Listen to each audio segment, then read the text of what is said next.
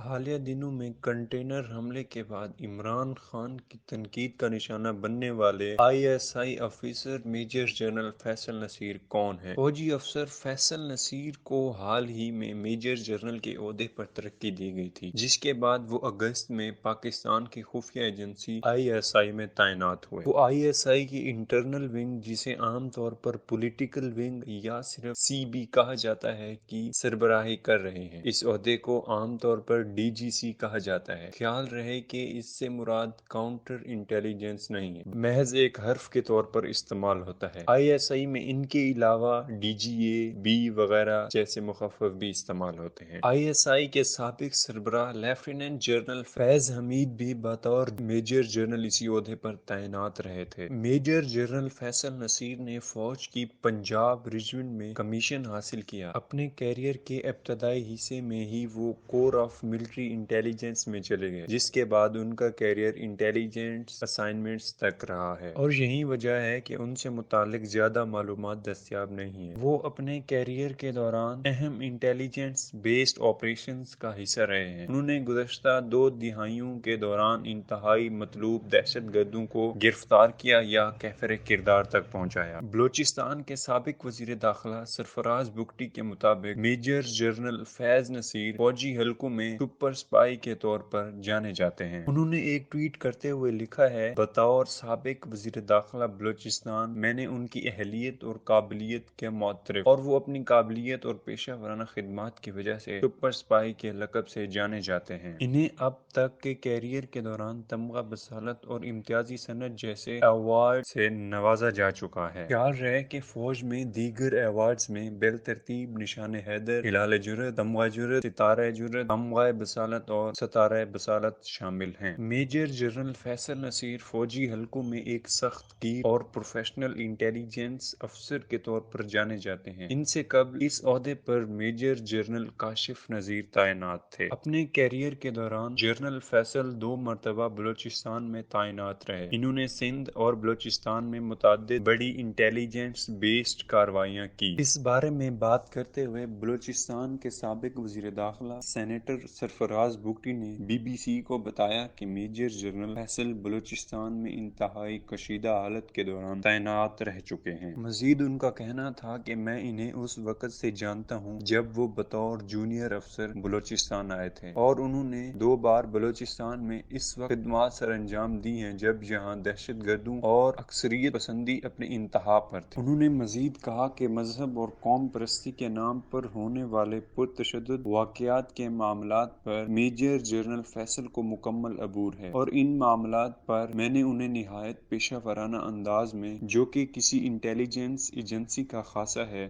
کام کرتے پایا ہے۔ وہ ایک بہت ذہین اور محنت کرنے والے افسر تھے۔ ایسا بھی ہوا کہ اگر بطور وزیر داخلہ مجھے رات 3-4 بجے بھی ان کے کسی سرکاری معاملے پر ضرورت پڑتی تھی تو وہ ہمیشہ دستیاب ہوتے تھے۔